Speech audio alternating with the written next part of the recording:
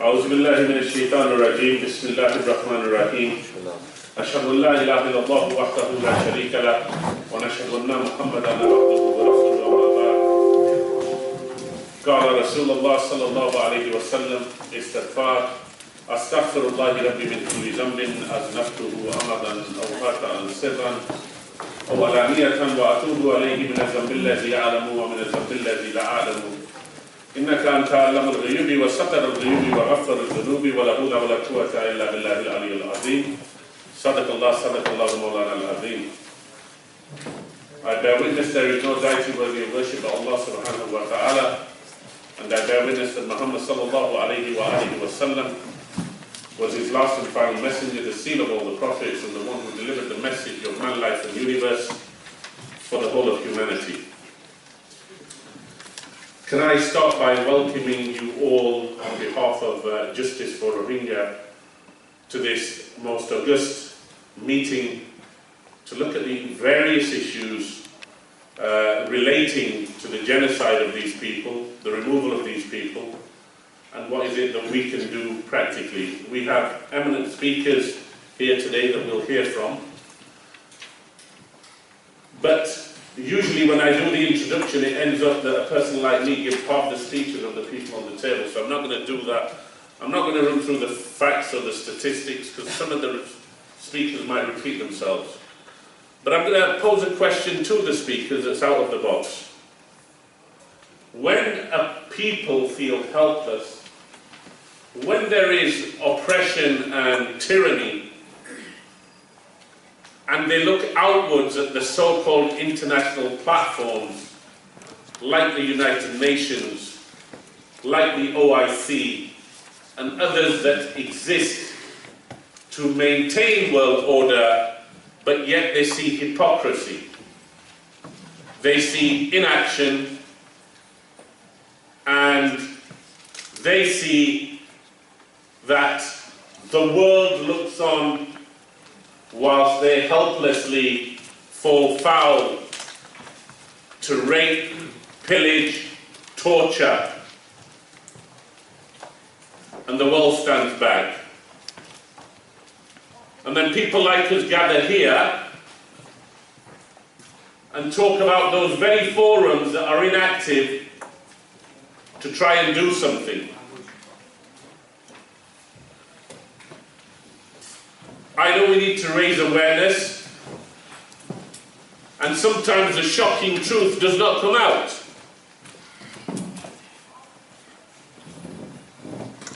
The panelists will know that what preceded the United Nations was something called the League of Nations, and the League of Nations was thought to be non-functional and not delivering what it was set up to deliver.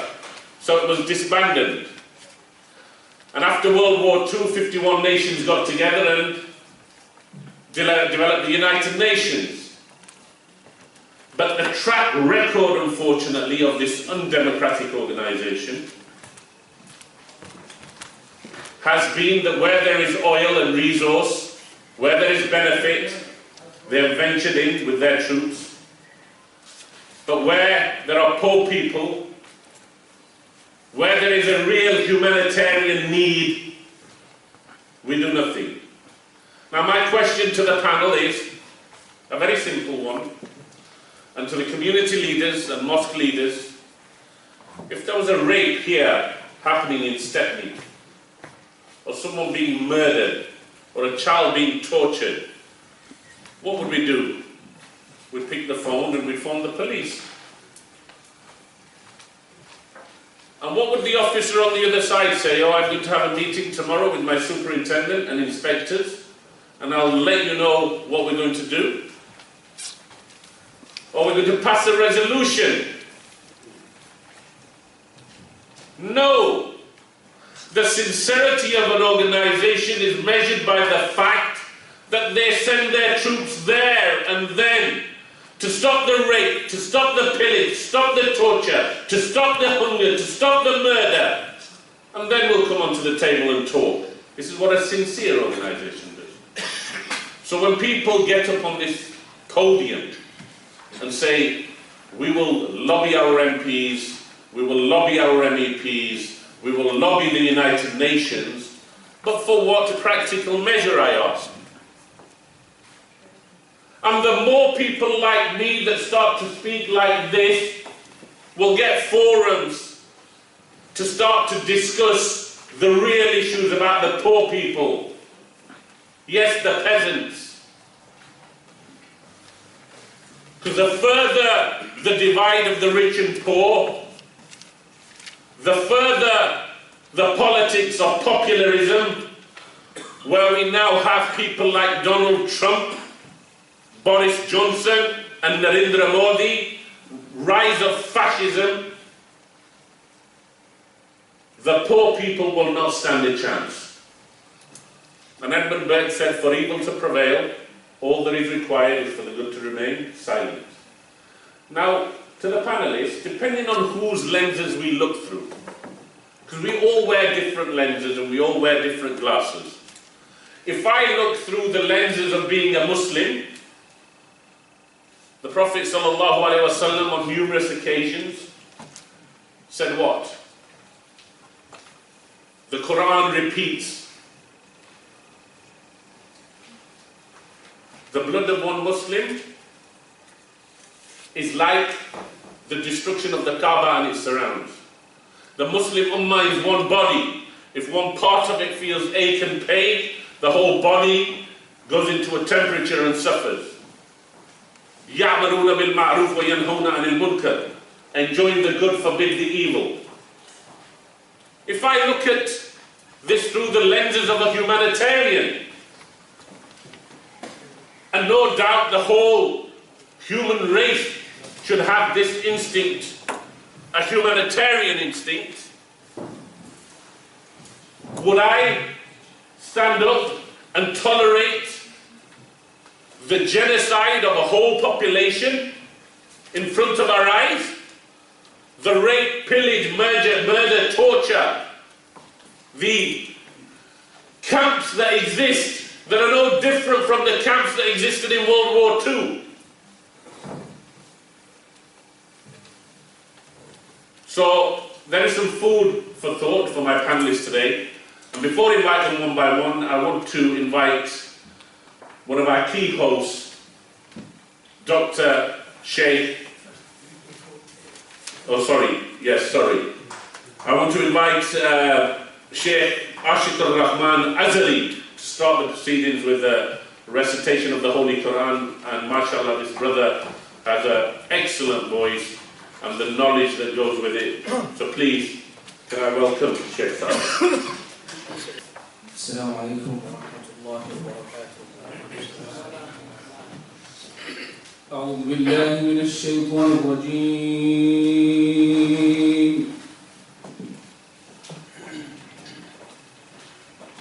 بسم الله الرحمن الرحيم.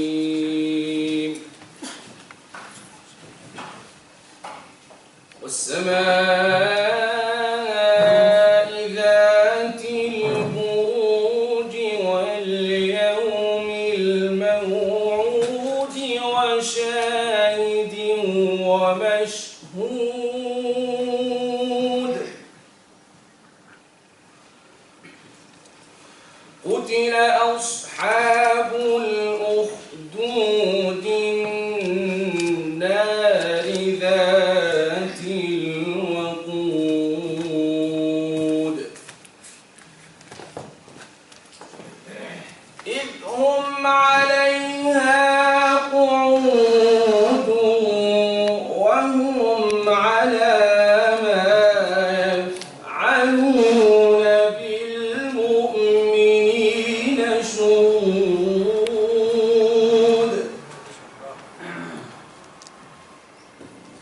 وما نقموا منهم إلا أن يؤمنوا بالله العزيز الحميد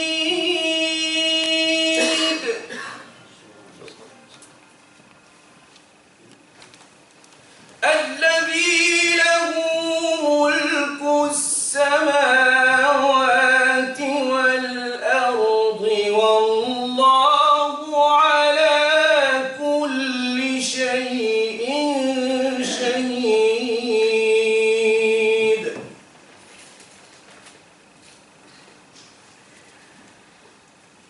إن الذين فتنوا المؤمنين والمؤمنات ثم لم يتوبوا فلهم عذاب جهنم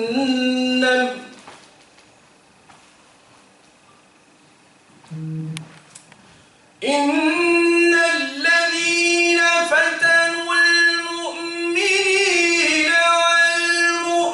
والمؤمنات ثم لم يتوبوا فلهم عذاب جهنم ولهم عذاب الحريق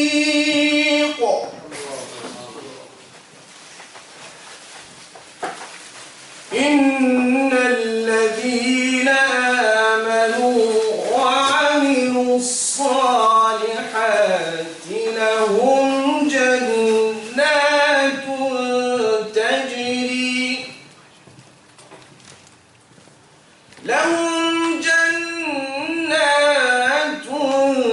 تجري من تحتها الأنهار ذلك الفوز الكبير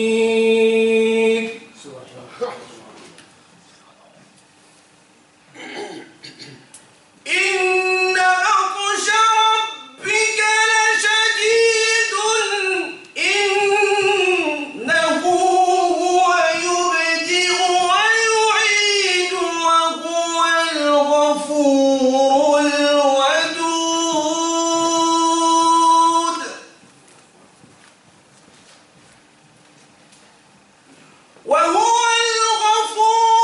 الودود ذو العرش المجيد فعال لما يريد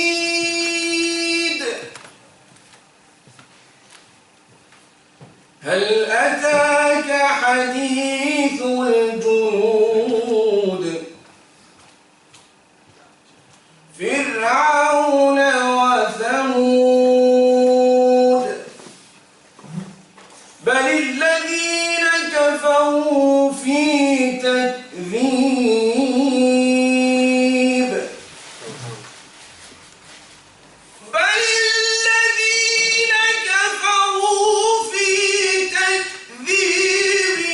والله من ورائهم محيط بل هو قرآن مجيد في لوح محفوظ صدق الله العظيم.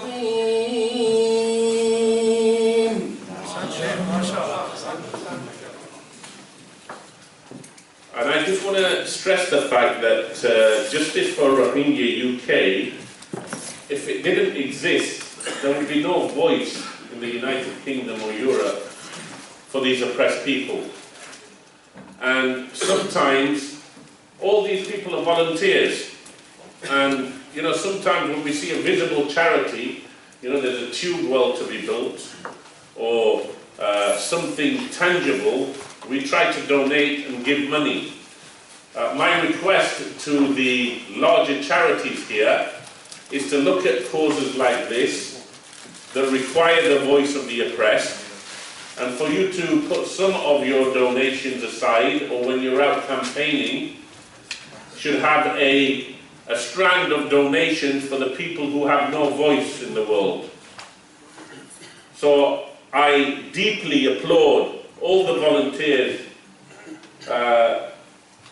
that are doing such hard work to keep this issue alive. And we need to keep this issue alive. As soon as we get one issue, another one starts. Kashmir starts. These are the powers that be trying to divert from one to another whilst they try and pass their policies and hidden agendas and nefarious agendas around the globe. Without further ado, can I now invite one of our key hosts, Dr. Sheikh Ramzi, to come and say a few words, opening words. A round of applause, please.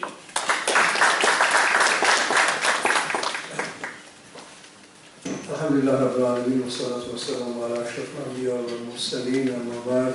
My brothers and sisters, I greet you with the greeting, Islamic greeting of peace. Assalamu alaikum wa rahmatullah, and welcome to the Justice for Rohingya. Welcome to the Justice for Rohingya. Is one of the important, of course, organizations which we have, which are affiliated with several other organizations, which inshallah we're going to bring justice to these Rohingya poor people. That means we are going to. There is not a if. We are going to bring justice to Rohingya. We are going to bring these perpetrators, these general, to the Court of Justice, and we are going to put him in prison. We are. It's not a if, but it is a when. It's very important, very important. It is take a time. These take a time, but the resolution of the United Nations is important. We are going to implement the resolution of the United Nations, which that six general are murderers, they done genocide. It's very important, my brothers. One thing I tell you, my brothers, if we were going before than that, if we were like other organization, other government, country, we were going after this, they would not happen the Uyghurs. 2 million Uyghurs is in China they destroyed. If this not happened, they would not happen something happened in the Kashmir, because they know somebody would go after them. Somebody would go after them. It's not just feeding these poor people. It's not million people out there and we feed it. Of course we have to feed, but you know who should do it? The generals. They had life. They have livestock, they have gold, they have shop, they have car, they have everything. They take it away from them. They did take it away from them. And they threw him out of the countries. And we take a bill. We put the bill for them. The generals should do it. They got 2 billion each. Why they should go in their country? 400 years, the minimum they got a mosque there. 400 years is there. They are Rohingya. They are not Bangladeshis. They are Rohingya. They are nations. They're killing them. They're destroying them, and 500,000 more is in the Burma, which they are trying. That's called. Of course, we had a research on the one of the Professor Penny Green done on one of the universities, one of the London universities. I think Queen Mary University, which he done. And she said this is what they are trying to do. They are trying to kill him all. You know what? How? They don't let him to get married. No children. No food. No food. No medicine. No schools. Within 20 years, banish him all. Subhanallah. We need to work together, my brothers and sisters. We need to unite. We have to bring him. When I talked to the United Nations, head of the United Nations, Antonio Guterres, before he gave the resolution 2 years ago in here, I said, is that a genocide? Is that a genocide? Is that another Holocaust which you turn in your face, Mr. Secretary General? He said, I don't, just like that. Have a look, I've got all the videos. I don't know. I said, you tell me yes or no. Is that a genocide? Is that a Holocaust? And the head of the ICC exactly the same. Fatou Bensouda, I talked to her. I invited her to Oxford University and I said, is that a genocide? He said, no, I can't say anything. I said, what do you can't say anything? Resign if you can't do anything. And after, alhamdulillah, 3 months they done a dossier and they brought him. Now the United Nations resolution, my brother. The resolution is there, which these are criminal. These are criminal. Therefore, what we need to do, we need to unite. We need to put your money in for the people. We have, of course, we have our barristers here. We have our QCs here, barrister, 2 barristers here, 3 barristers, 4 barristers, and QC we have. They want to work for you, and they promise bring you justice. They promise they put them in prison. He's our brothers and sisters, my brother. He's our brothers and sisters in humanity. Let's do it, and inshallah, let's do it, my brothers. And inshallah, together, united, we can. Otherwise, another goes, another country goes, another group is going. And just as soon as you do something, you turn your face other one. As soon as they turn other one, they're playing with us. Let's get this general.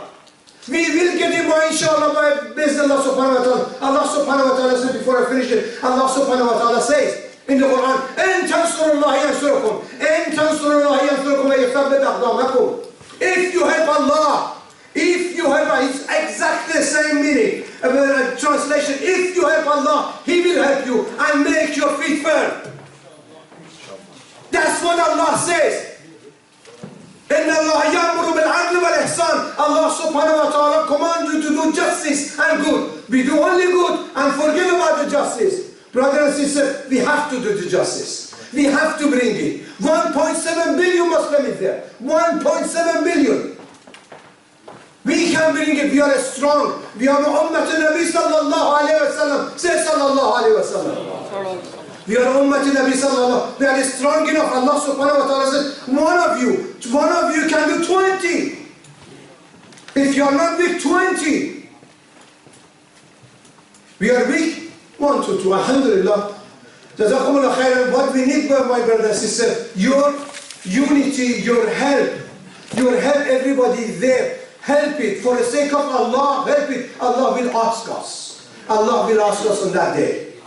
Allah will ask us what you done for these poor people. Poor people, they said, hey, you know what it put me to come? I'm not a Rohingya, I'm not a Bangladeshi, I'm not Pakistan. Well, what would a lady I saw in the news, they said, and she was, her mind was completely away. And they asked her, what happened? He said, they raped me, several people. And they put 3 children in her heart, 2 put in there, 1 in the fire. What are you doing, my brother and sister? What are you doing for that?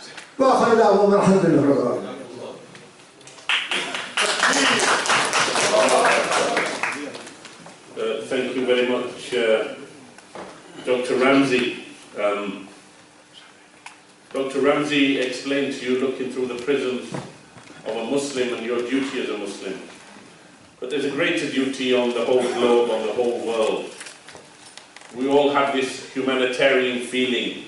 We talk about justice and equity. We talk about fairness. And I would again put questions to this panel. Where are the bastions of freedom and democracy? Where are the ones that are raging jihad around the world, trying to impose this concept that you are free and you live in a democratic state? But yet, when it comes to the developing world, they will put their puppets and stooges to act at their whim and desire and to subjugate and oppress the people. So there is a lot of food for thought in this new world order, what the common person like you and I can do. With the advent of technology and the social media, there is a lot we can do, although they will try and censor. Can I please invite the Director of Justice for Rohingya, Robin Marsh, to come and say a few words. A round of applause for Robin, please. Been very fortunate to help Sheikh Ramsey with this campaign. For many years, I have another hat. I work with the Universal Peace Federation. And for many years, we had an event to highlight genocide around the world. And many groups, many communities would come forward and tell their story of their suffering. And the patterns were the same. For us, the sense of humanity being one family, that we all bleed with the same color. Our skin color may be different, our way of thinking sometimes is different, but actually there's so much in common. And we are born as human beings. We believe, actually, as whether you call Allah, whether you call God, whether you call Jehovah, whatever name you use, it's the same being. And that being has a sense that we need to be responsible for each other. So many of these meetings, they shared very painful stories, but they were arguing about history. Your group did this to us a century ago, 60 years ago, 90 years ago, 2 centuries ago. But this is something which is going on now. And because it's going on now, we can do something to affect what happens going forward. The others, we can just argue about history. And it's important. We need to bring people to an understanding that we can't do this again. But when something's happening at the moment, when we're alive, when we're living, many times when we're living comfortably, it's something that we have to be involved in. I organize a lot of different meetings about different issues, so I'm not an expert in this issue, but I always want to help to facilitate these meetings, to raise awareness where there is a suffering, where there is a problem currently that we can do something about, and that we can work together across communities, across nations, across all kinds of religious or cultural or national, racial boundaries. We can work together as one family of humanity. Thank you very much. Thank you very much, Robin. That was short and concise. Can I please then ask our next speaker, Mark Farmer, to come and say a few words, Director of Burma Campaign UK and Justice for Rohingya. A round of applause for Mark, please. Thank you all for coming here tonight. We're here because it is the 2nd anniversary of the genocide of the Rohingya. But that's not exactly right. It's the 2nd anniversary of the military offensive, which is when the plight of the Rohingya became well known around the world. But the oppression they've been facing has been steadily increasing since the 1960s, when a military dictatorship took over from Burma.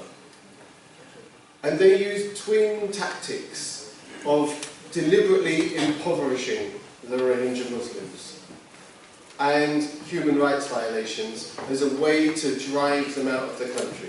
So they just tried to make life unbearable so that they would leave and go to neighbouring countries. So they denied them access to education and to health services. They denied them access to travel around the country. They denied them access to hospitals. They denied them access to owning land. Rohingya people had to be finding creative ways all the time just to do the simplest things. And they had to bribe local security forces all the time. Even if they wanted to go, children wanted to go to a neighbouring village to play football with the children in that village, that was not allowed. Rohingya people had to get special permission if they wanted to get married. They had to wait for the authorities to give them permission and pay a fee and pay a bribe. So in 100 small ways, the authorities tried to make life miserable for the Rohingya to leave, get them to leave. And at the same time, they would use Rohingya people as forced labour. They would be beaten, they would face extortion, they would face a whole range of other human rights violations. But never before did they try to drive the Rohingya out on a scale like they did in 2017.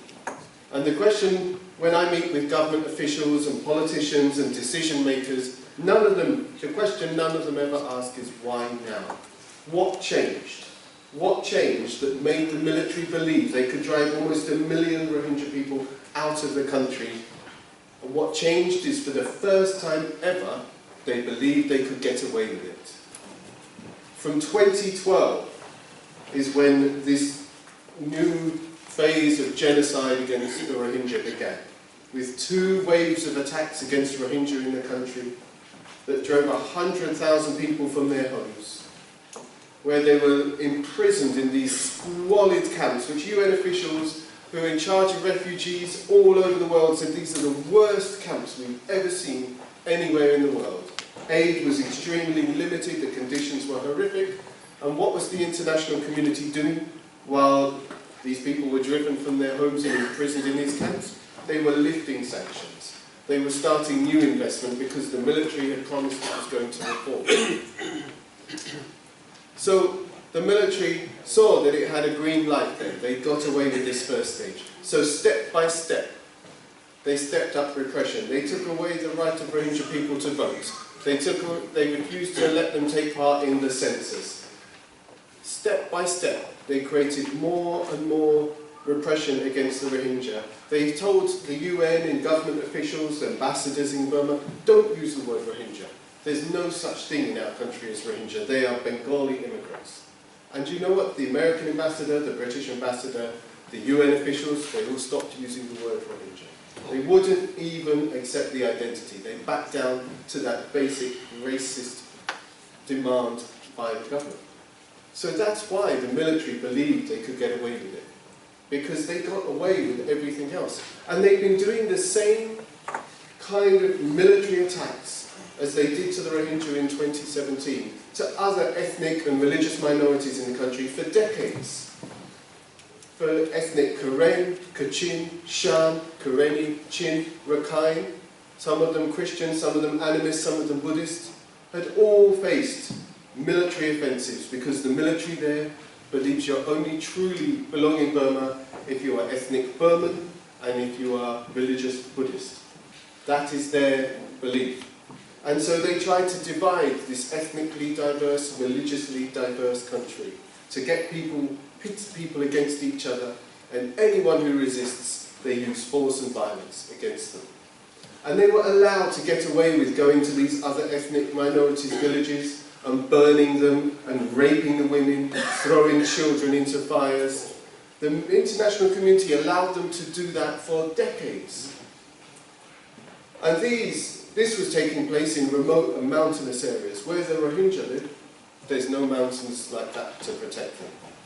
Where the Rohingya live, they have no armed group that was holding territory where Rohingya people can flee to, like other ethnic groups have. So when the military came with their pre-prepared plan to drive the Rohingya out of the country, the Rohingya people there stood no chance. And the military had been getting away with this, effectively practicing what they were doing with other ethnic minorities for decades, and getting away with it. Now they'd seen the stepped up repression of the Rohingya, and they'd been allowed to get away with it. They're looking around the world at that time with Obama, with the British government and others, all lowering the priority of human rights, and they thought, now we can get away with it. And they have, so far.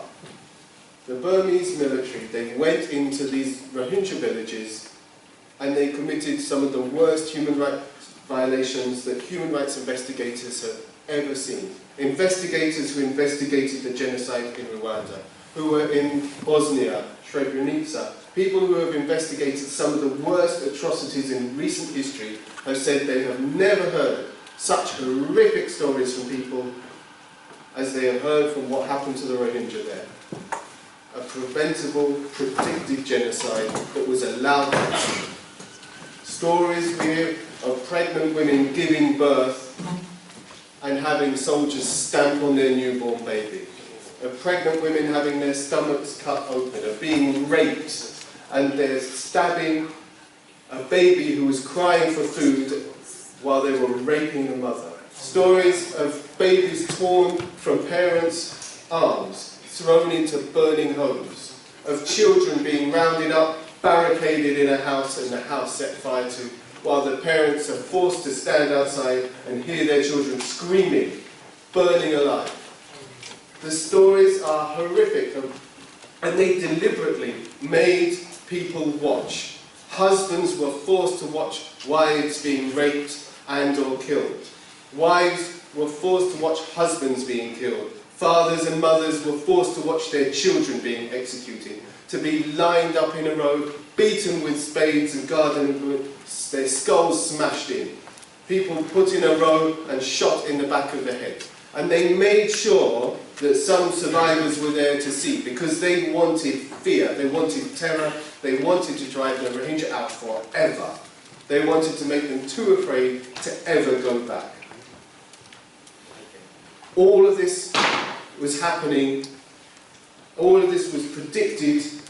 Many human rights organisations, Rohingya organisations and others were saying they're gearing up to get rid of the Rohingya, they want to drive them all out, and the international community did nothing.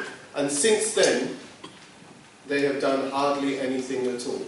The main sanction that the international community has introduced against the military since this genocide in 2 years is that Min Aung Hlaing, the head of the military, and a handful of other soldiers are now banned from going on holiday in America, and they're banned from going on holiday in European countries.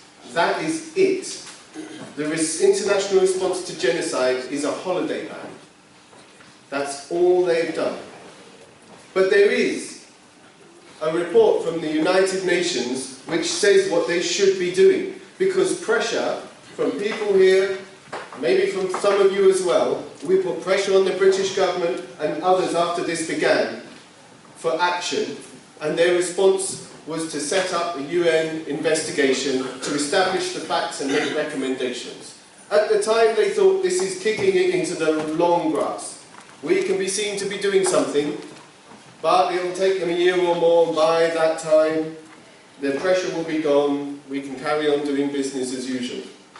But these UN investigators turned out to be a lot tougher, a lot stronger and a lot more independent than the British and European and other governments had hoped for. And they made a very strong 444-page report. It's on the Human Rights Council website. It's worth reading all of it or some of it if you can. And they made very clear recommendations. They recommended that Burma be referred to the International Criminal Court because the military had been committing genocide, war crimes and crimes against humanity. Not just against the Rohingya, but against other ethnic groups. And they recommended that the international community stop doing business with military-owned companies. Because when you do business with the military, you're giving them money, you're paying for genocide. We have the freedom here to do this work. We have the ability to pressure the British government, which they don't have. The British government is the legal member of the UN Security Council. It's got one of the biggest diplomatic services in the world. If we can mobilise that, we can make things happen. But it's up to all of us. So thank you all for coming here today, but I'm afraid we're going to have to follow up. We need your money, we need your time, we need your political connections, because if we're going to stop this happening to the Rohingya, and we're going to draw in the line in the sand, not just for Burma, but around the world, it's going to take your support to do it. Thank you. Thank you very much. Because we're pushed for time as well as Maghrib's approaching. Mark gave some very good suggestions, looking at it through the humanitarian viewpoint. But just from an Aqidah point of view, from a Muslim point of view, on the Day of Judgment, when all these women that were raped, the young children that were raped or killed and murdered and pillaged, you know, they're going to account us, each and every one of us. You know, when we talk about we go on Hajj and we come back and all our sins are forgiven, that's between us and Allah subhanahu wa ta'ala. We might have missed a roza, we might have missed a prayer. But what we did on dunya to other people, or our inaction towards other people, we're going to be accountable for. You know, the Maulanas talk about the Day of Judgment and crossing the pull of Sirat. Well, after that there's a bridge called Tatana. And that's about your rights and obligations to fellow human beings. What did we do about that? I have written to Erdogan, who claims to be the Khalifa of the Muslim world, and to the general of the Turkish army, and I have given him the same message. And I am continuing to find the list of generals around the globe. So when the angels ask on the Yawm al-Qiyamah, you received this letter. Were you blind? Did you not see? Did you not hear? But you received this. Each one of you should discharge your obligation and write to the Muslim leaders of the Muslim world and write to the heads of the armies to say you will account them on your words. Like the Prophet ﷺ used to write to the Roman leaders, used to write to the Persian leaders, the Byzantine leaders. It's an onus on you to write to your Muslim leaders to say the honor of women. Look at our history. Look at our history. Where is Salahuddin Ayyubi, Khalid bin Walid, Tariq bin Ziyad, Muhammad bin Qasim? Where? Write to them and remind them. Our next speaker wrote this book about the extinction of the Rohingyas, and it's continuing. Assalamu alaikum. Bismillah, alhamdulillah, salatu wassalamu ala rasulullah. Thank you, Brother Abed. Thank you, Brother Ramzi and colleagues for the Justice for Rohingya for organizing this, and thanks, brothers and sisters, for coming. 2 years ago, when Rohingyas in tens of thousands were crossing the Naf River and coming to Bangladesh, I suddenly realized, although I knew that in 1978 they were evicted, 250,000 plus, 1991 they were evicted, in 2012, but the first time I realized from here that I have something to do. And I understand Rohingya dialect because I studied in Chicago University. So I could hear what they were saying. Thanks, Mark, for bringing out all these stories and what the world is doing. In my short book, I wrote this book and only to educate some people who probably don't know this story. Especially my target was Bangladeshi community people, because we are nearby people and there are similarities with the Rohingyas and us. I brought out the history of the Rohingya, and the history started not during British colonialism. History started in 8th century. Some Muslims did go, then in the 10th century some ships were wrecked and Burmese king gave them shelter, gave them space, community started growing, and in 1430 Arakkani king was defeated. He took shelter in Bangladesh or Bengal Sultanate. After 200 years, after 30 years he went back, and from then onwards, for the 300 years, Arakan Palace or Arakan Imperial Court was the source of knowledge, diversity. And that's mentioned in one of the books in Bengali. I followed the Bengali books as well as. This book was written in 1935. It's called Arakan Rajsabhai Bangla Sahitya. When I was a child, I memorized some of the poems of poet Alaul and few other poets. I don't know whether you know them. So this Imperial Court of Arakan was taken over by Burmese gradually, and then Britain took over. So Britain has been a colonial power.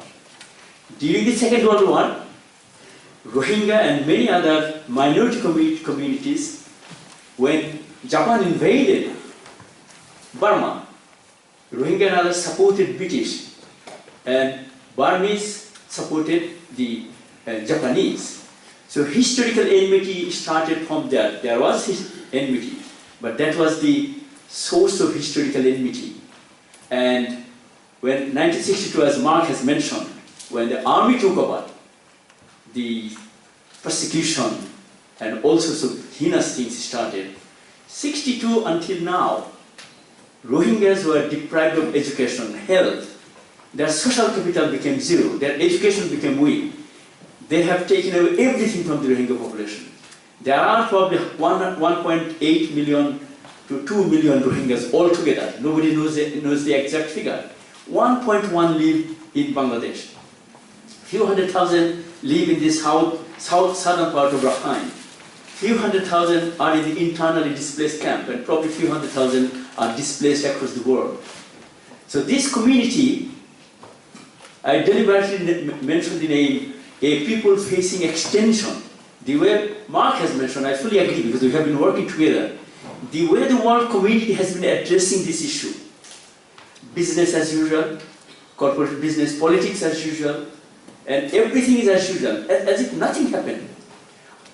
Britain as a colonial power, I requested some MPs and former cabinet ministers, so that Britain takes some even polite diplomatic role, because Britain is a master of diplomacy, so that it convinces the other powers that they should take action. And Burma should feel they are being watched, but nothing has happened since then. What's happening? Off and on they come to Bangladesh, try to make some arrangement, memorandum of understanding, few thousand people, not a single Rohingya want to go back. Then Bangladesh wants to send some of them to Bhasanchar. All these things are going. Recently, in the second anniversary, there has been a row between Rohingya and the community. And so Rohingyas are getting irritated. Bengali people are being gradually made to become angry with the Rohingyas. So there is real danger of internal disharmony within the host and the Rohingya people. So this is the situation at the moment. So what we have to do, Mark has rightly mentioned, that it's us, our responsibility, and when we talk about our responsibility, we Bangladeshi, I think most of us in here are Bangladeshi, and someone maybe from Chittagong. We have a special responsibility because they have been our nearest neighbors. We have a special responsibility. And our responsibility is political, our responsibility is charitable. In many ways we have got responsibilities. But in my opinion, as I am an educator, I am a teacher, and I know this generation of the Rohingya people, they will virtually, there is virtually no future for them. What about their future generation? I know even HCR, UNICEF and others are trying to educate some of the Rohingya children that are born or brought up in the camps. It's our responsibility also. There are a few hundred Rohingya families. Some of us should work with them, and if we work hard, our community, the Rohingya community, the Burmese community, then maybe there could be, in 5-10 years, some MPs in the British Parliament. If American, Canadian brothers and sisters work, there could be some Congress people in America. They can then raise their voice. A single voice by a congressman or woman or an MP can make lots of noise that thousands probably cannot do. So it's our responsibility, brothers, sisters, that we, first of all, as Muslims, we pray for them. Second, we take whatever responsibility we personally are able to do. And thirdly, try to help educate Rohingya young generation so that while current generation is going to over and they don't have anything to do probably, future generation can take out and rise out from the ashes. And we believe that Allah subhanahu wa ta'ala will help only those who help themselves. But at the moment, Rohingya people cannot help themselves, because if you are in a prison, if you are in a squalid camp, how can you help themselves? But we Muslims, we Bangladeshi community have a special responsibility. So my request and my ask, brothers, sisters, in whatever way we do, some probably can rise, some probably can lobby politicians, let's do this. As Brother Amit has rightly mentioned, in the day of the judgment, we will be accountable to Allah subhanahu wa ta'ala, not only for our prayers and rituals and others, for what we have done for those who have been subjected to genocide, ethnic cleansing, and heinous crimes. Assalamu alaikum wa rahmatullah.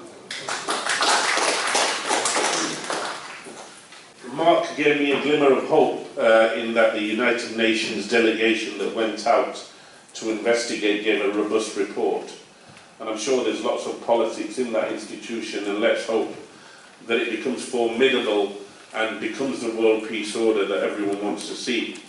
In the narration of Ahmed, it is said that there was a village where lots of tyranny was taking place, lots of oppression was taking place.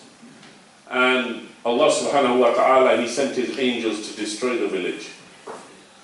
And when the angels came upon the village, they found one Abdullah, one person always in sujood, always bowing his head in prayer and making dua to Allah and seeking forgiveness. So the angels went back and said, we didn't destroy the village because we found Abdullah, a slave of Allah, making sujood and praying all the time. And Allah subhanahu wa ta'ala said, go back to the village and start with that man first, kill him first. And it's narrated, why did this happen? He said this person, he sees the evil, he sees the oppression, he sees the tyranny, but yet his cheek does not redden. He does not want for him to go and stop this. So similarly, we can be praying here, and this oppression and tyranny, whether it takes place in Rohingya or Kashmir or Palestine, anywhere in the world, we should be the first and foremost to write to our politicians, our MPs, our leaders, our Muslim leaders, the United Nations and any other platform, to try and discharge the responsibility we have. Can you please welcome Keith Beck, former Conservative Party politician and a patron for this organisation, Justice for Rohingya. Thank you, Keith.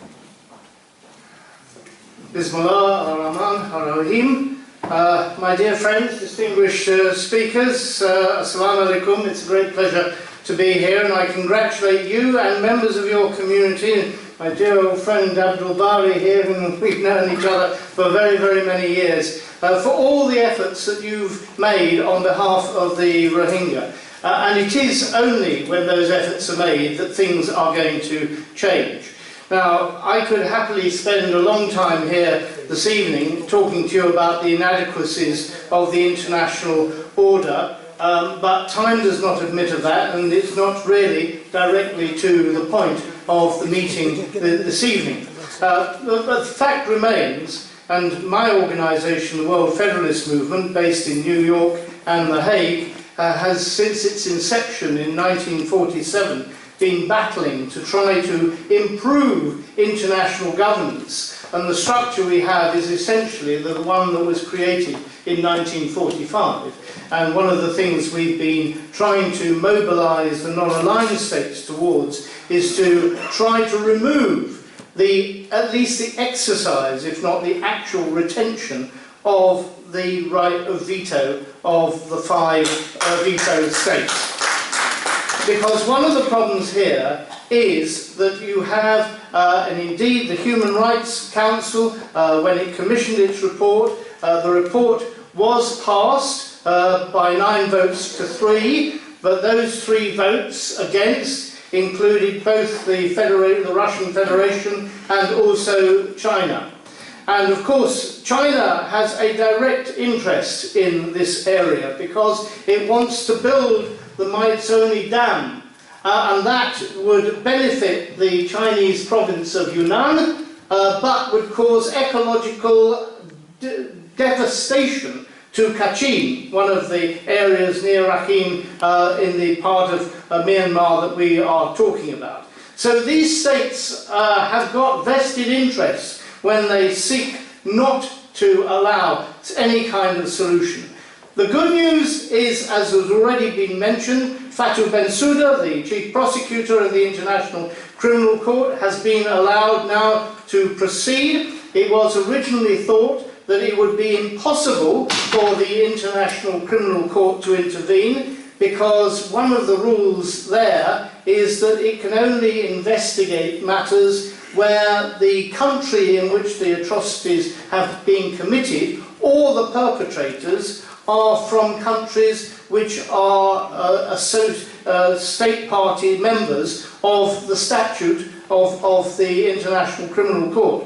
The pre-trial chamber managed to get around that problem in the International Criminal Court by ruling that because the Rohingya had been forced into the territory of Bangladesh, that constituted forced movement, which therefore came within the jurisdiction of the International Criminal Court, because of course Bangladesh has been a state party to the statute since 2010. So at least we now know that the International Criminal Court is investigating. The prosecutors have been out there both in March and in July of this year, and I very much hope that we will actually get some movement there and some indictments of the generals who have been named as being responsible for what is genocide. And you will know that it has to be a crime of genocide for it to come within the jurisdiction of the International Criminal Court.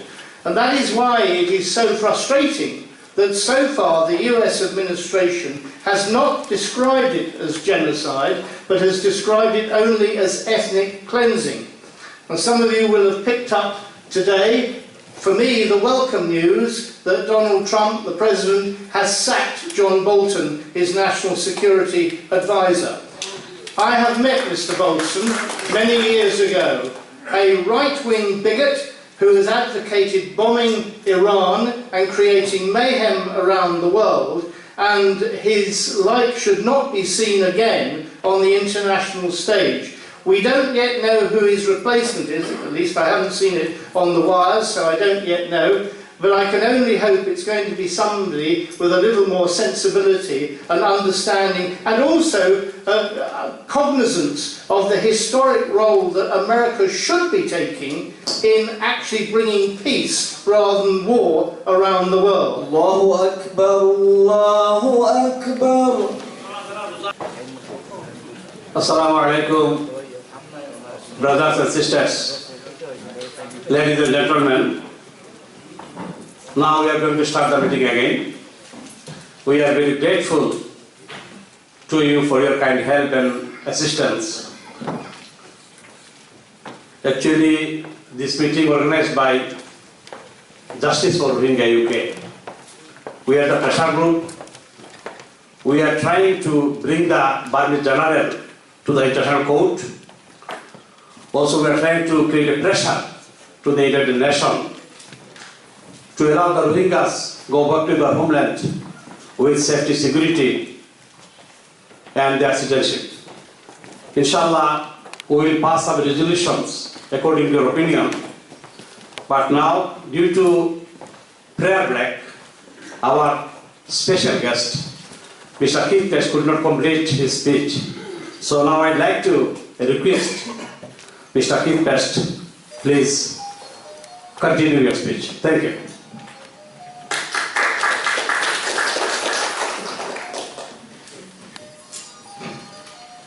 Well, dear friends, in view of the fact that there are other speakers, you'll be greatly relieved that I'm not going to detain you too long, and I certainly shan't separate you for too long from what is going to be the food afterwards. But I just wanted to say a few more words about the situation.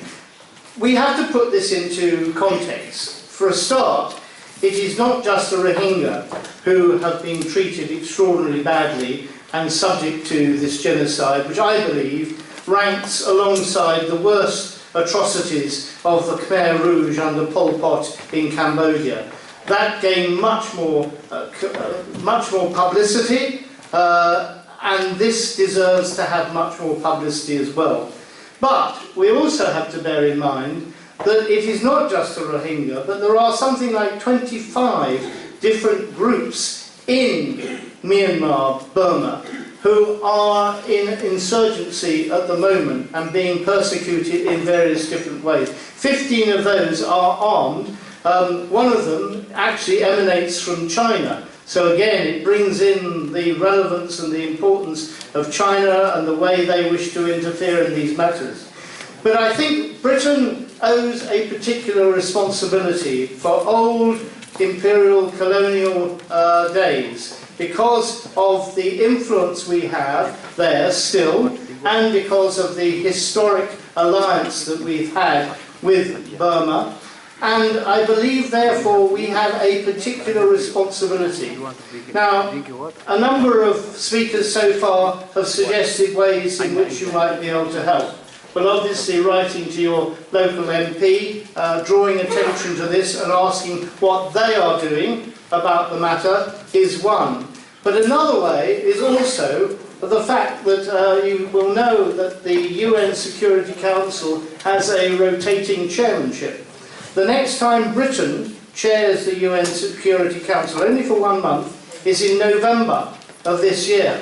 So I urge you all to write to the new Foreign Secretary. That's if he's still Foreign Secretary after a general election. I don't know what will happen there, and I don't know when it's going to be, but pencil in the 28th of November in your diaries, because I think that's very probably going to be the date of the election. But in the meantime, you can write to Dominic Raab, the Foreign Secretary, and say, you expect, as British citizens, as residents in this country, you expect him, as our Foreign Secretary, to make a noise about the atrocities that have been going on against the Rohingya. And I think you also have to bear in mind that although things have quietened down, there are still something like 800,000 to 1 million people, the Rohingyas, in the camps in and around Cox's Bazar. 750,000 of those actually moved as a result of the direct military action, so they moved into Bangladesh within the last 2 years.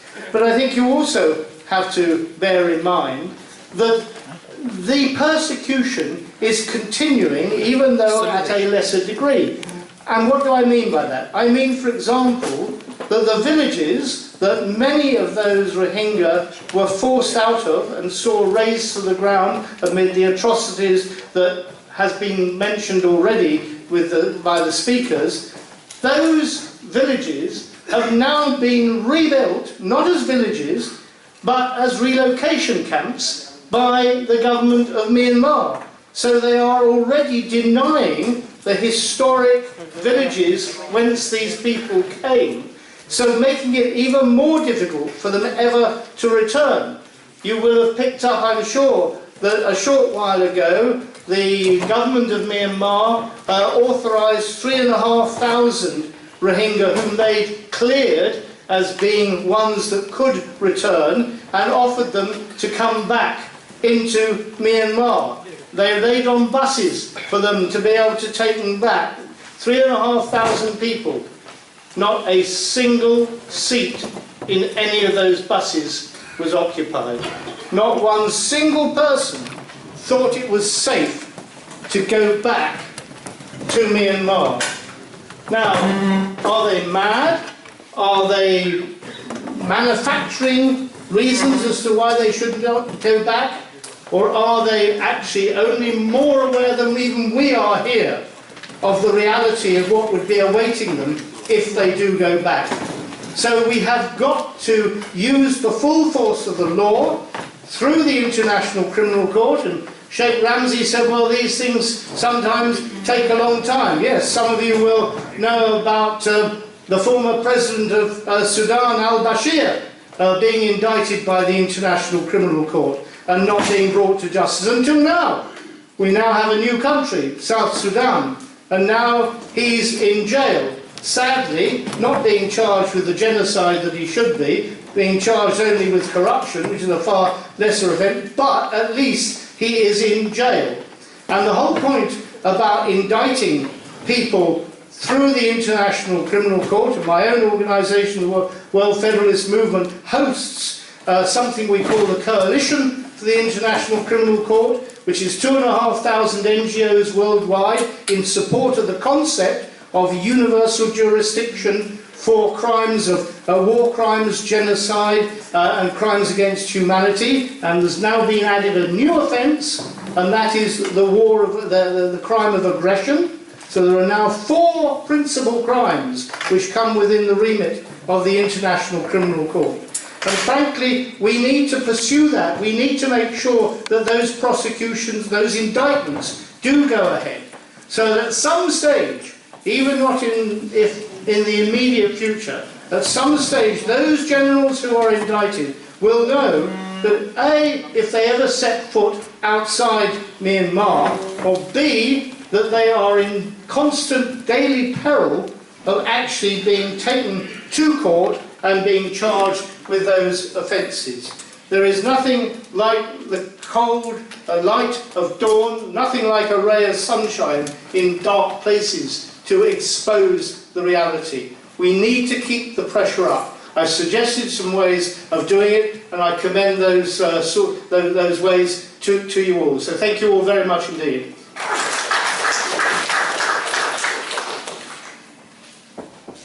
Thank you, Mr. Keith West, friend of our community, always is helping us all the time. Barrister, councillor, and also he is a deputy chair of the New Hambara Council, Barrister Nazir Ahmed, to a few words. Barrister Nazir Ahmed.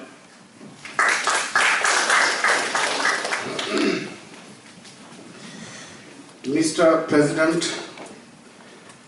respected presenter, distinguished guest, ladies and gentlemen, Assalamu alaikum, peace be upon you all. Ladies and gentlemen, the Rohingya Muslims are the most persecuted minority groups in the world. They are the single largest stateless persons community on earth. These are not my words. These are the words of the United Nations. The United Nations describes atrocities committed by the Myanmar authorities as ethnic cleansing. The UN Human Rights Chief, Ziad bin Raad, described the persecution as a textbook example of ethnic cleansing. The UN also says the Rohingya situation is the world's fastest growing refugee crisis.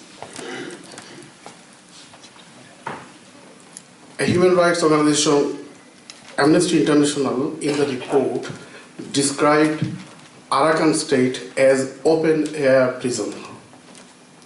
Despite all this, why the UN is not playing its due role? It gives me pain. I feel pain when I see the UN is not playing its active role that it played more than one occasion during the last 20 years. Let me give you two examples. In 1999, UN intervened and made East Timor independent state through referendum. And on 20th May 2002, East Timor became the first independent state of this century, the current century. Similarly, in 2011, the UN intervened and made South Sudan independent state through a referendum. The same UN, why so reluctant to intervene in Kashmir and the Rohingya people's place in Arakan? Their double standard gives me pain, and I'm sure it gives the pain to the conscious citizens of the world.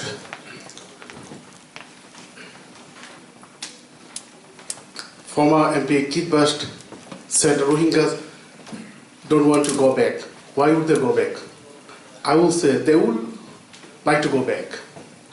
Who wouldn't want to return to their homeland? Of course they want, but before the return, they need to be sure that they will be safe on return and they will be given basic right. Rohingyas were denied basic right through Citizenship Act 1982.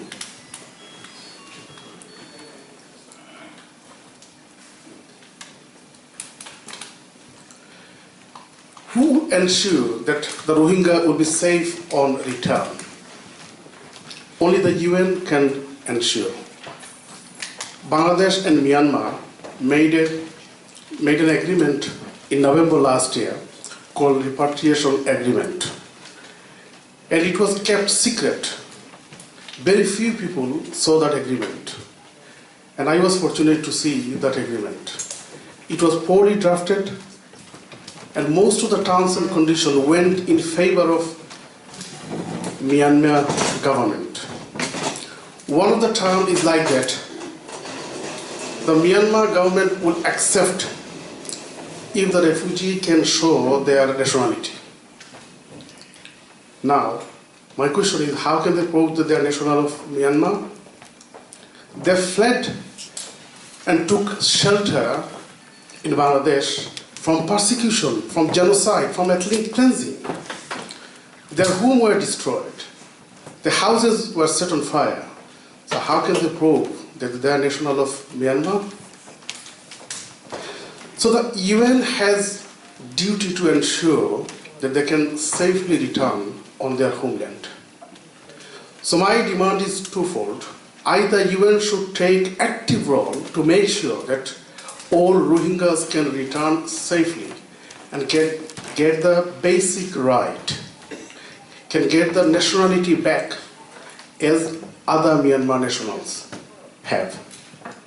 If the UN cannot do that, then UN should intervene to make Arakan state as an independent state, as they have done in East Timor and South Sudan. Thank you very much.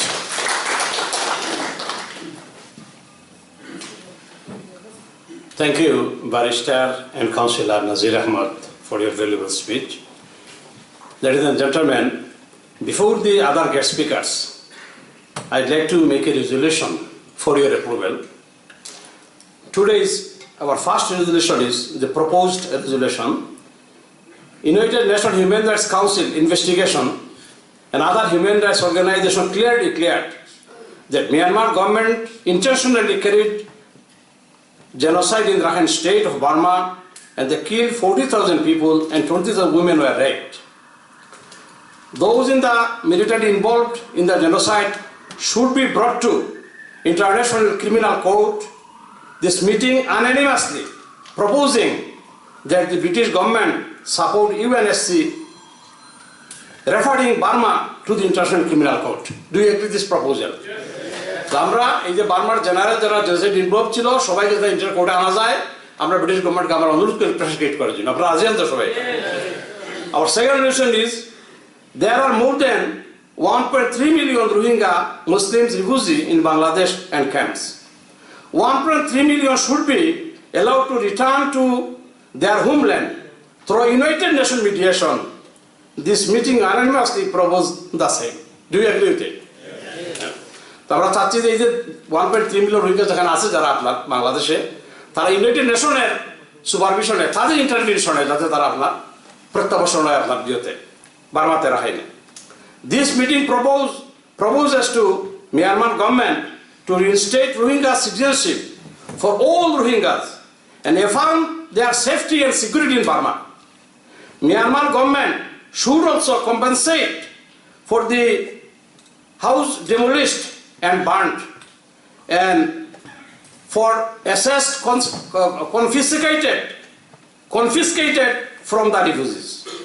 এই যে রোহিঙ্গারা আপনার যারা আমরা দেশে বাংলাদেশে আছে সবরে যাতে তারা বার্মা সরকার ফিরিয়ে নেয় তার দেশে, তাদের হোমল্যান্ডে তাদের সেফটি সিকিউরিটি নিশ্চিত করে, তারা নাগরিকত্ব তারা দেয় এবং তাদের বাড়িঘর চালাইছে যেগুলো নির্মাণ করে দেয়। আপনারা রাজি আছেন? দেখে আছেন?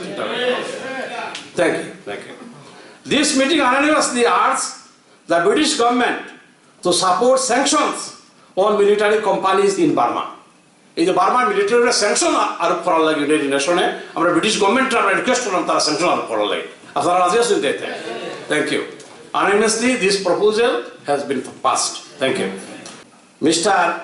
Shaukat Ali, who is the chairman of the British Muslim Friends of Labour, please may I ask you to deliver your valuable speech. Mr. Shaukat Ali.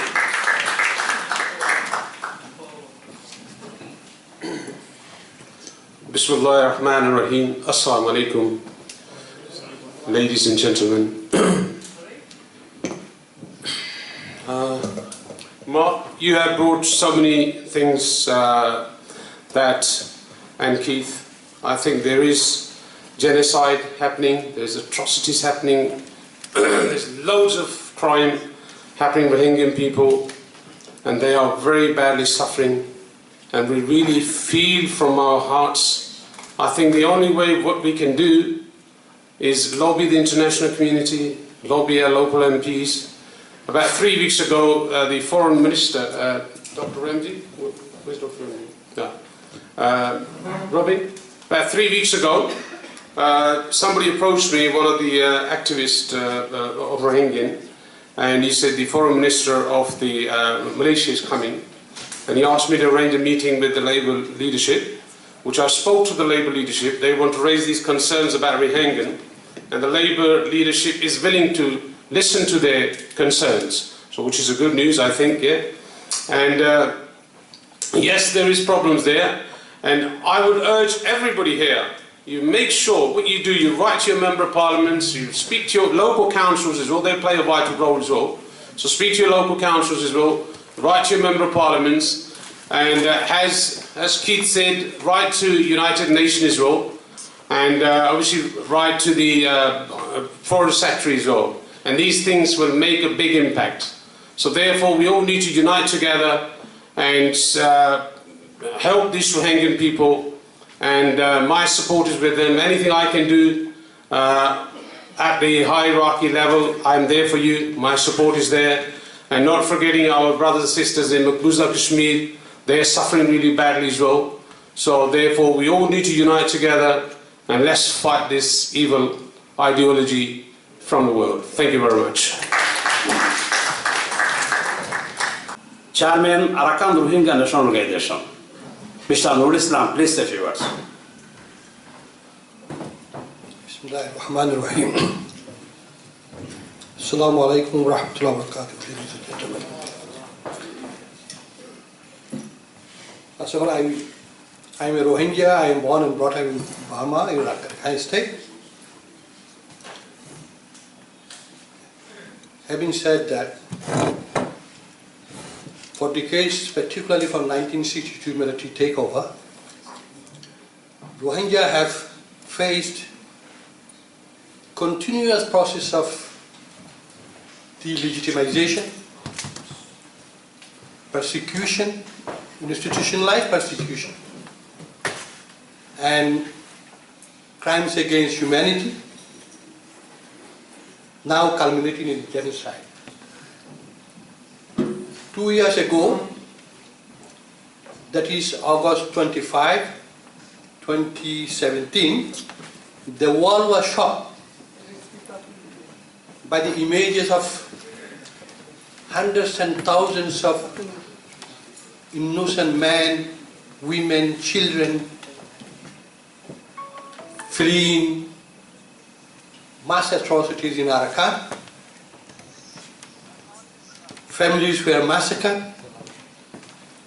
hundreds of villages scorched, thousands of houses burned down, and women gang raped. Babies were separated from their mother's arms to be thrown into the fire, and forcing about 750,000 Rohingya into Bangladesh. This caused regional instability and is a threat to international peace and security. Bangladesh generously welcomed them on humanitarian ground despite economic constraints of these nations. We are very much thankful for that.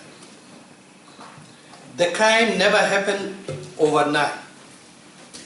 In spite of our repeated forewarning to the international community that genocide is looming over our heads, on the heads of Rohingya, nobody listened to that. Nobody gave any information. The world was then busy praising Aung San Suu Kyi, who is implicit in the genocide of the Rohingya people. She lies, and she is an excellent liar. She is lying to defend the military brutality and the harping the tunes of the extremists. In fact, genocide happened due to the inactivity or indifference of the international community. According to Convention on Prevention and Punishment of Crimes of Genocide, 1948, all countries, the international community is obliged to prevent and punish genocide. Unfortunately, almost all governments had avoided to call a spade a spade. They avoid. Nobody said this is genocide. Just to avoid, their obligation according to the convention. So the Burma, without punishment, without fear, they have realized their criminal objective. That's the elimination of the Rohingya people from their homeland. Close to 500,000 Rohingyas are in Arakan today. They are confined in, they are living in confined villages, in ghettos, and concentration like camp. The refugee endured deprivation. In Bangladesh, the refugee they endured deprivation, living in a squalid condition, with no proper, the sanitation, medical care, education, and some, even the children and women are at risk of, trafficking, human trafficking. Sadly, they are now under threat from the local people. Those who have given them shelter, who have given them the humanitarian gesture. Now they are demanding their repatriation. In the sense that the refugees are living in a small geographic unit in Cox's Bazar area, and there are naturally, when refugees are there are a lot of social, environmental problems, social problems happen. Now these vested interest groups are now trying to create some differences between the refugees and the local people. So, in fact, the foremost priority for the Rohingya people is to return home. We don't want to live a life of humiliation as a refugee and beggars in alien land. No, not at all. The life is fully humiliation and shame. So we don't want to, we want to go back to our homeland as early as possible. But the problem is, how can we go back to our homeland, where the genocide, where the violence and bloodshed await these people, and genocide is still ongoing. This is the problem. But the attitude of the Burmese government has not changed yet. The UN Human Rights Commission has just said that Burma is not sincere to receive they don't have any intention to receive the refugee back to their homeland, because they have their objective already fulfilled, elimination of the Rohingya people. The Rohingya village has been already bulldozed, not a tree is standing, and everything finished. If they are sincere, they would not do this. Now recently it's said that all Rohingya land has been converted to the government land, and this government is going to establish building houses, and also they are going to to invite Buddhist settlers, villages to establish, and also their so-called economic zone in collaboration with the Chinese. So this is they are sincere. They would not do that. So under the circumstances, but the accountability, there must be accountability of the perpetrators must be brought to justice. But for this, accountability must not be limited to trying of individual. Genocide is an act of a state, and it demands response for other states. So the Burmese government government as a whole should be responsible for that.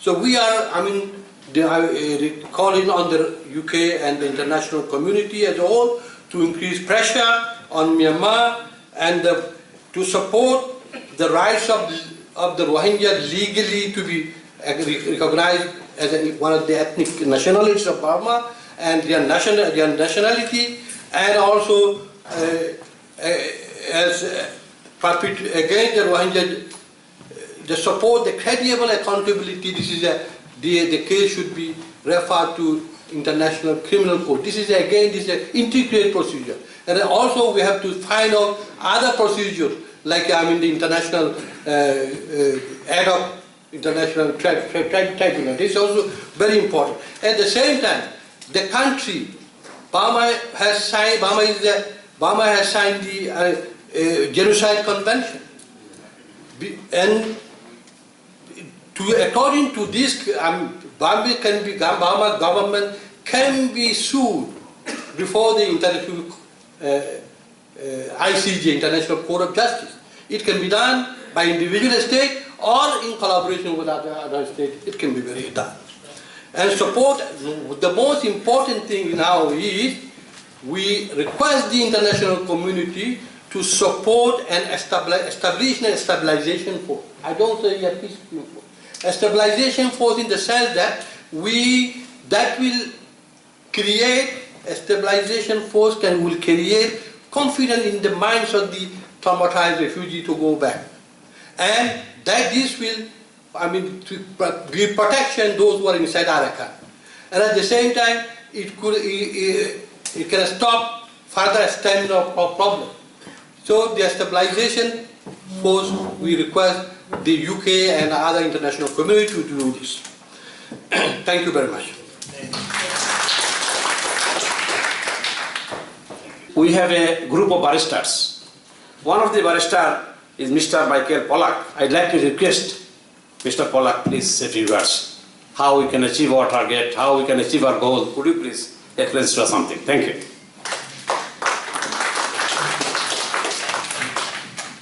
Before I start speaking about the law, which I'll do hopefully in a way which is understandable, because us lawyers can sometimes speak and use words which don't make much sense to people when they listen to them.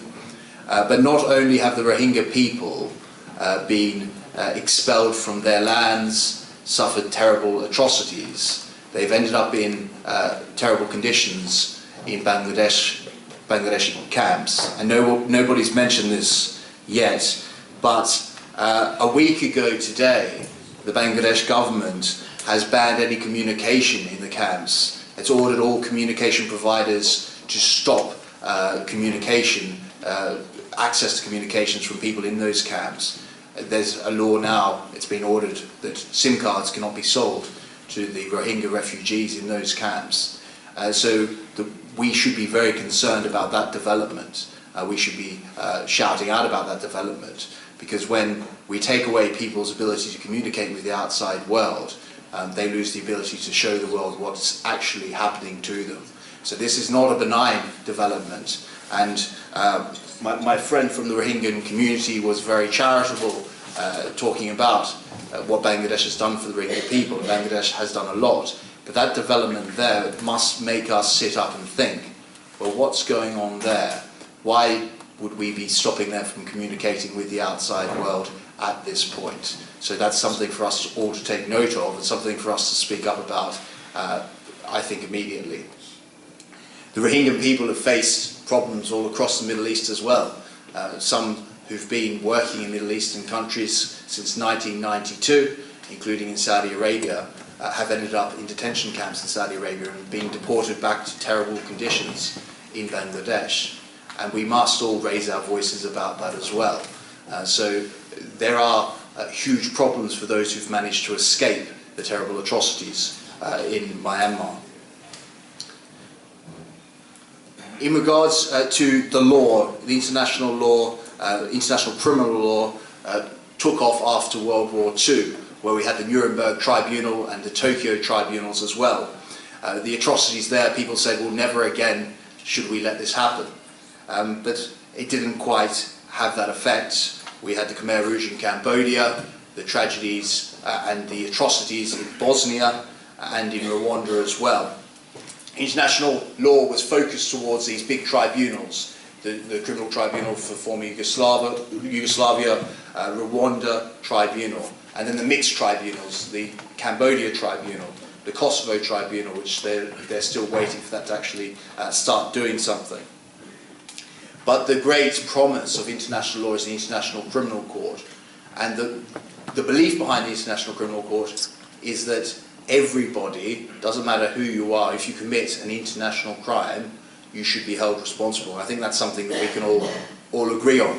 There shouldn't be any impunity. Nobody should be able to get away from their responsibility. And if you commit these crimes, everybody, no matter who you are, no matter which country you come from, you should be held responsible. We've heard mentioned the Rohingya case before the ICC. The International Criminal Court said, yes, it is possible for the crime of deportation. And deportation is a very small crime in the whole range of crimes which have happened against Rohingya people. And they've said it is possible that deportation, the court could have jurisdiction over this because it occurs in the country where the people start off with and in the country where they're pushed into. But that matter, the Rohingya matter, is now before the pre-trial chamber of the International Criminal Court, who will decide whether that proceeds.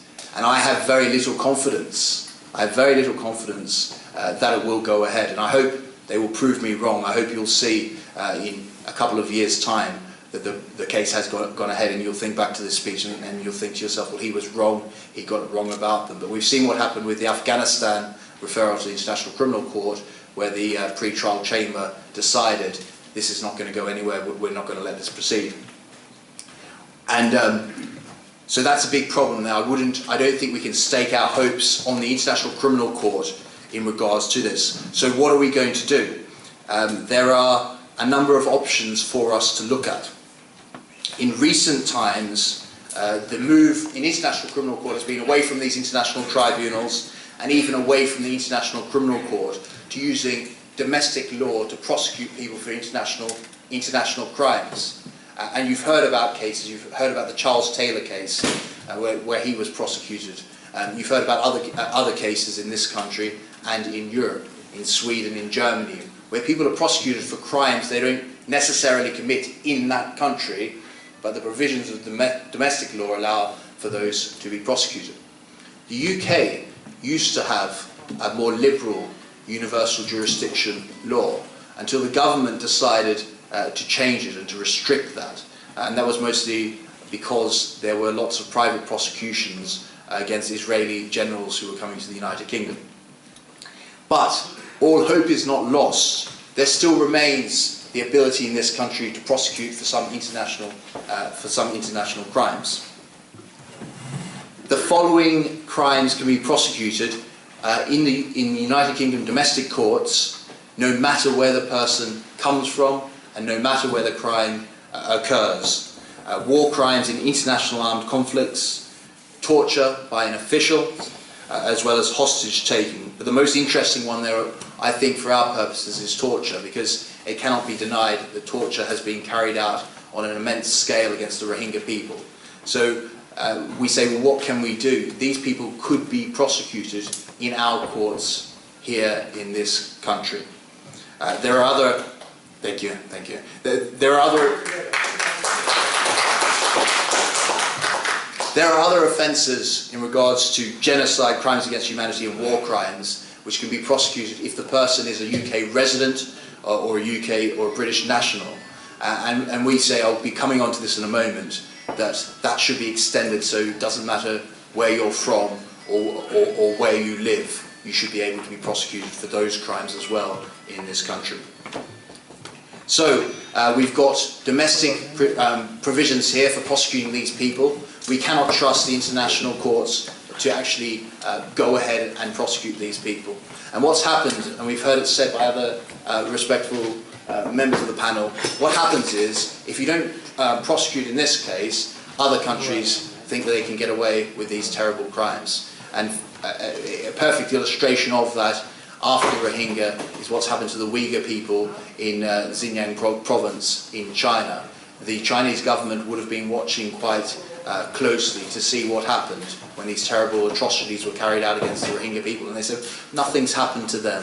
Nobody did anything against the generals who caused these terrible offences, or the politicians who caused these terrible offences. And so one thing leads to another. There's also the options of looking at universal jurisdiction provisions, which are better in some other countries throughout Europe and throughout the world.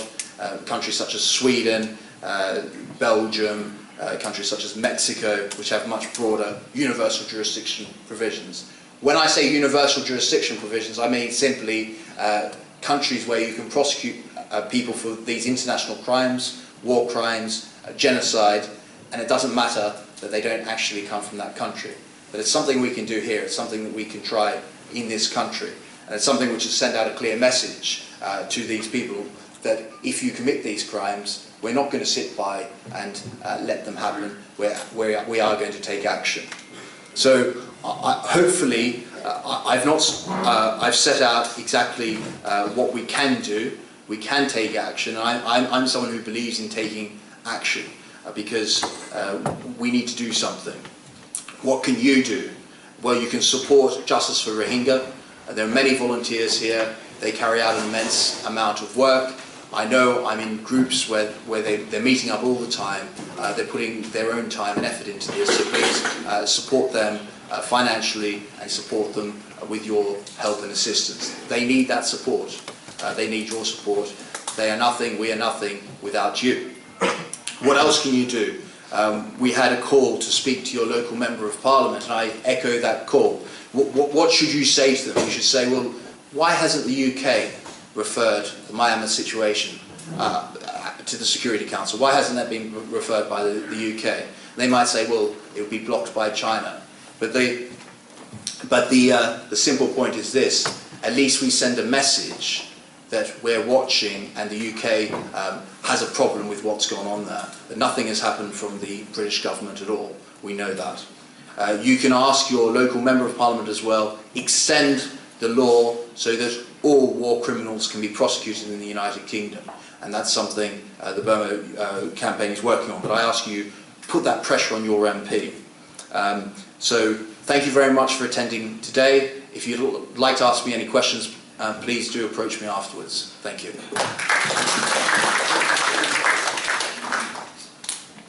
Professor Dr. Farid Panjwani, Director at the Center for Research and Evaluation in Muslim Education at the Institute of Education, University College of London. Bismillahirrahmanirrahim. First of all, I'd like to express my gratitude to Ustad Ramzi and all the organizers for this invitation, and to all of you for being here. I have a close friend who lives in Germany. His name is Professor Rohinga.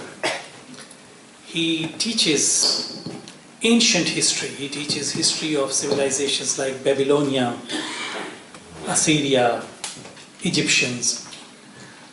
I'd gone for lunch with him once, and Allahu Akbar, Allahu Akbar.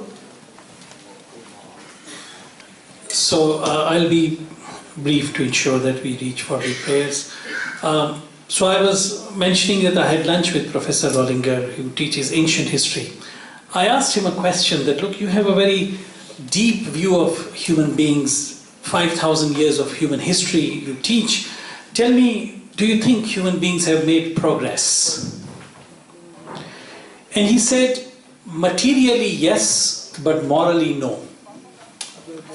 And when I hear stories that we hear today, and the atrocities and the torture and violence, I think I would like to agree with him that perhaps morally we have not moved forward.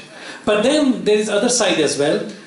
People like you, people like all the people here that we heard who are fighting, who are making a case, who are fighting for justice, which makes me believe that no, perhaps we have made moral progress.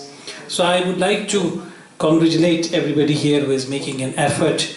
And it was also very, in a way, poetic and interesting that we are meeting here on a very important day in Muslim calendar, just after Ashura, which, as you may know, is the day when Muslims, particularly Shia Muslims, commemorate the death of Hazrat Imam Hussain.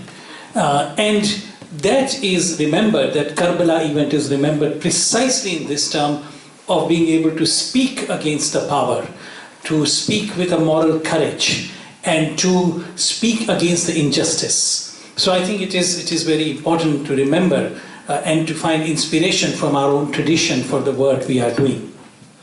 I just want to briefly touch upon two things. One, several people mentioned that nothing is happening, the governments are not doing much, the big institutions are not doing. I think one very clear reason is that we have globalization of economics and trade, which has connected many states together, but we don't have globalization of morality and globalization of ethics. And I think we cannot expect the states, particularly the states that are now developing around the world, very authoritarian state, who are in search of deep economic connections that they have with each other. They are unlikely to do globalization of morality. I think that can only come from people.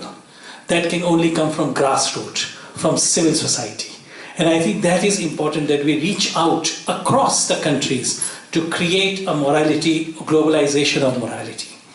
Second thing I want to mention is, which I think one of the speakers had mentioned, that we need to think about the future as well. If we do not give good education to the children of Rohingya in camps and other places, then not only there today, but their tomorrow is also going to be threatened. I work in education. I'm at a university which is #1 in education, and we have our faculty members who specialize in education and conflict and refugee education. And I would like to offer anyone who is willing to work on that particular issue and particular project, that we can make our universities' resources available, and we can have people who can help working on that. Thank you very much. Mr. Raja Sikandar Khan is a chairman of the Global Pakistan and Kashmir Supreme Council. Mr. Raja Sikandar Khan, please 2 minutes. Then we'll go to the prayer. Bismillah ar-Rahman ar-Rahim. Honorable speakers, ladies and gentlemen, Assalamu alaikum, and a very good evening to you all. First of all, to liven the atmosphere, Takbir! Allah! Takbir! Allah! Takbir! Allah! That's the spirit. Thank you very much. Now, I'm not going to make a longer speech, but I'm going to talk facts, and I'm going to be blunt. I'm always blunt, as people know. First of all, everybody is aware of the situation in Rohingya, in Kashmir, in Palestine, and in the other part of the world where atrocities are happening. And I want to ask everybody, why these atrocities are happening on Muslims especially. Islam is the second biggest religion in the world. We have 1.8 billion Muslims live in the UK, in the entire world. And I'm sorry to say that so far nothing has happened. The genocide in Rohingya is still happening. Genocide in Kashmir is still happening. In Palestine, still happening. What are we doing about it? We are doing nothing. I'm sorry to say that. Only a handful of people are doing a little bit of work on it. But we should be doing more, my dear brothers and sisters. We are not doing enough. Can I just make a point? I work especially on Kashmir issue. Only on 15th of August, I made a call outside the Indian High Commission, where Brother Sheikh Ramzi also attended. I'm grateful to Sheikh Ramzi, brother. He's always supported our cause, and he's working he's doing a great work on the Rohingya work as well. But on 15th of August, I managed to get 25,000 people outside the Indian High Commission to protest against the atrocities. But having said that, it's not good enough. We have 1.5 million Pakistanis and Kashmiris living in the UK. We have over 600,000 Bengali community living in the UK. And we have so many different human rights organizations in the UK. But what's happening? Why the international community is sleeping? Why? I mean, if something happens in the Western world, say 10 people get killed, you see it plastered in the local media, in the international media. But when hundreds and thousands of people have been massacred in Rohingya, in Kashmir, and Palestine, you don't see it on the television, you don't see it on the media. Why? Because we are sleeping. We've got to wake ourselves, then we got to wake the international community. Brothers and sisters, I've just been given a piece of paper here to, time is short. But having said that, brothers and sisters, we've got to unite. Unity is the only thing which will succeed us going through all these atrocities happening in the world, especially on Muslims. To have them stopped, we have to unite, and with one voice, with one slogan, Thank you very much. Jazakallah, Brother Ajaz Sikandar Khan. Respected guests, ladies and gentlemen, elders, Assalamu alaikum wa rahmatullahi wa barakatuhu. I won't take more than 100 seconds. I saw a documentary recently. It ran like this. An elderly man walks along the pavement where there was a big stone. He hits his legs. He doesn't do anything. He just passes by. Then comes a youth under his 30s. He walks along the same pavement. The same stone hits him on the leg. He simply wipes out his legs and continues to walk. It's a busy road. Then comes a child, a student, same thing, nothing happens. And finally, a very elderly man, his eyes are blind, he walks along the same route. He does the same thing, he doesn't pass along.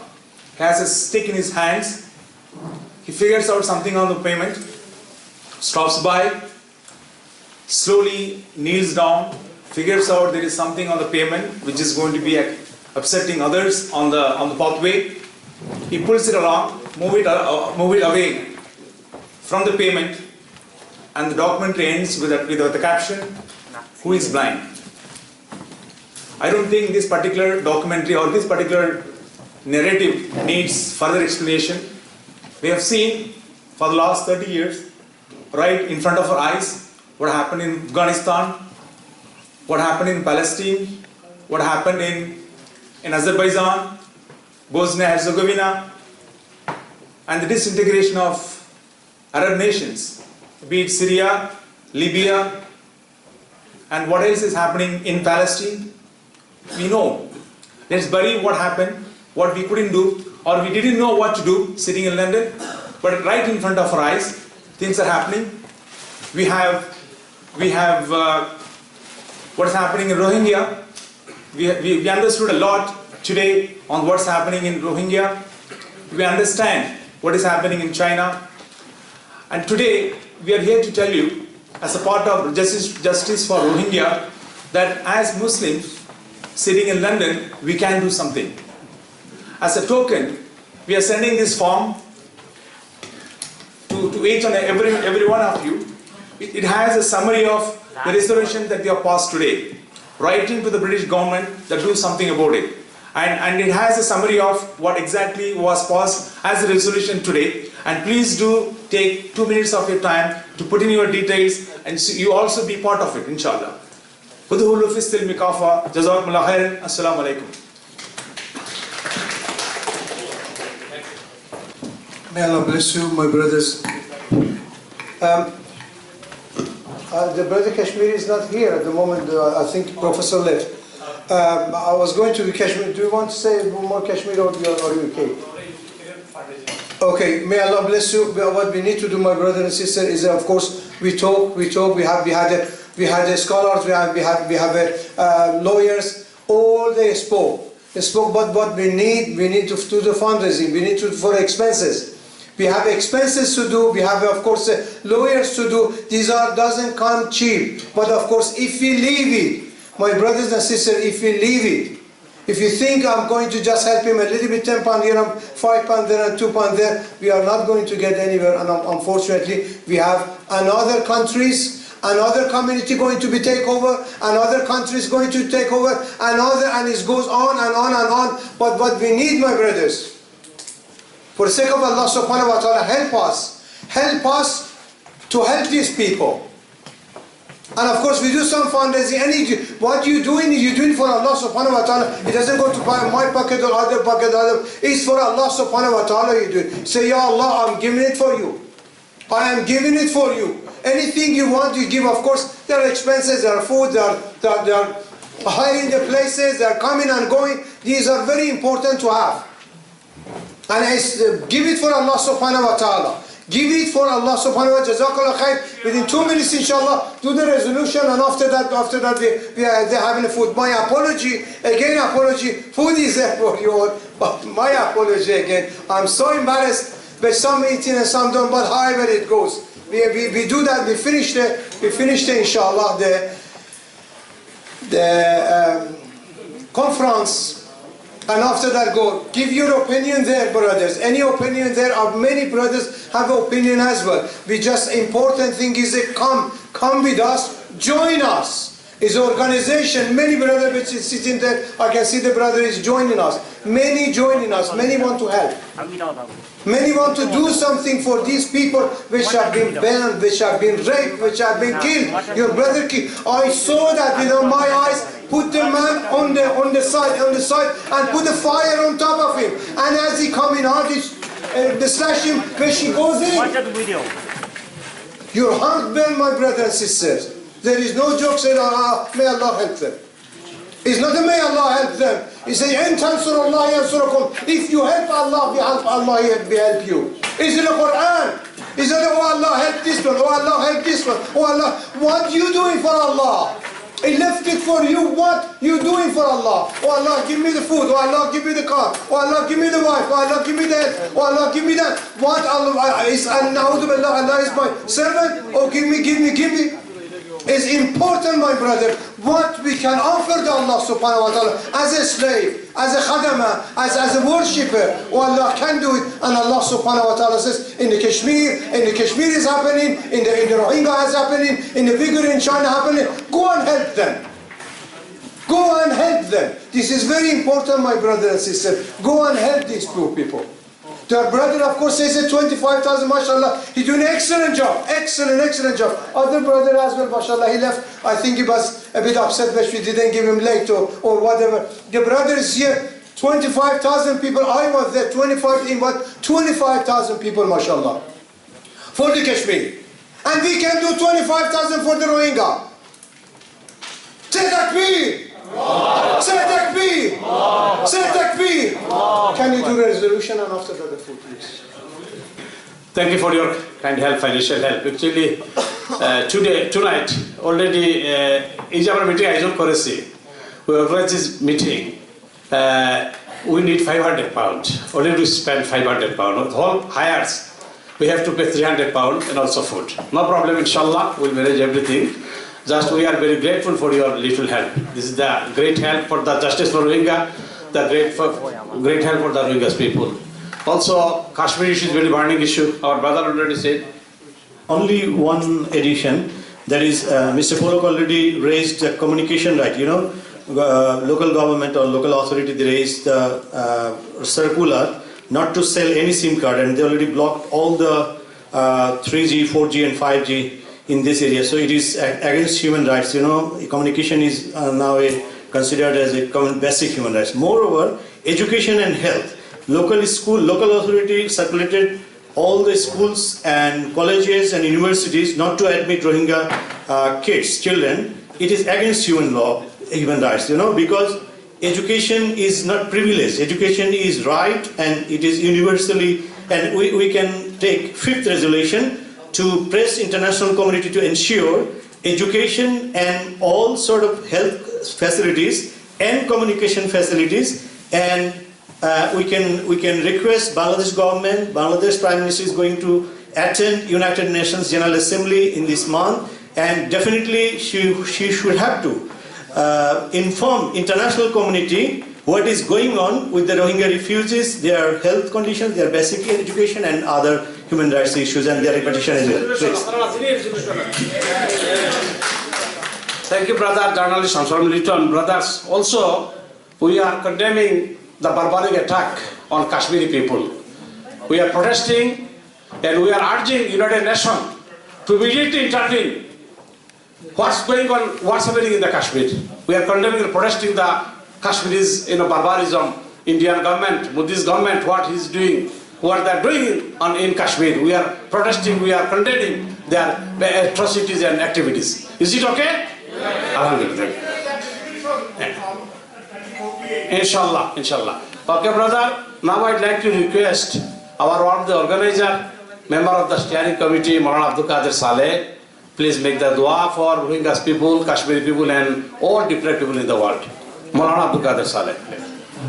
اللهم صل على محمد وعلى آل محمد كما صليت على إبراهيم وعلى آل إبراهيم إنك حميد مجيد. الحمد لله رب العالمين والصلاة والسلام على سيد المرسلين وعلى آله وأصحابه أجمعين. ربنا أنت السلام ومنك السلام تباركت ربنا وتعاليت يا ذا الجلال والإكرام. ربنا ظلمنا أنفسنا وإن لم تغفر لنا وترحمنا لنكونن من الخاسرين. يا رب العالمين آي پروردگار तमाम जहानेर मालिक रब्बुल आलमीन आयला दुनियार मजलूम मुसलमानদের তুমি হেফাজত ফরমাও আয়লা বিশেষ করে রোহিঙ্গা মুসলমানদের তুমি হেফাজত ফরমাও আয়লা তাদেরকে রব্বুল আলমিন তাদের বাড়ি ঘরে ফিরে যাওয়ার তৌফিক দাও সারা দুনিয়ার সমস্ত জালিম শক্তি যেভাবে মুসলমানদের বিরুদ্ধে রুখে দাঁড়িয়েছে রব্বুল আলমিন তাদেরকে তুমি দুর্বল করে দাও আয়লা কাশ্মীর উইঘুর সহ तमाम জাহানে যত জায়গায় মুসলমানরা স্বাধীনতার জন্য লড়াই করছে তাদেরকে তুমি সাহায্য দাও আল্লাহ তাদেরকে তুমি কামিয়াবি দাও আল্লাহ মুসলমানদেরকে তুমি আল্লাহ রাব্বুল আলামিন জাগ্রত করে দাও আল্লাহ ইত্তেহাদ ইত্তেফাক পয়দা করে দাও আল্লাহ রাব্বুল আলামিন আমাদের যত রকমের কমজোরি আছে তুমি তা দূর করে দাও আজকের এই সেমিনারকে তুমি কবুল ফরমাও জাস্টিস ফর রোহিঙ্গাকে তুমি কবুল ফরমাও আল্লাহ রাব্বুল আলামিন যারা গণহত্যার সাথে সংশ্লিষ্ট তাদেরকে আন্তর্জাতিক আদালতে তাদেরকে যাতে আনা যায় সেই ব্যবস্থা তুমি করে দাও সুবহান রাব্বিকা রাব্বিল ইজ্জাতি আম্মা ইয়াসিফুন ওয়া সালামুন আলাল মুরসালিন ওয়ালহামদুলিল্লাহি রাব্বিল আলামিন আমিন May Allah bless you all. Good people. Please line kare. I didn't know about that until London Muslim women.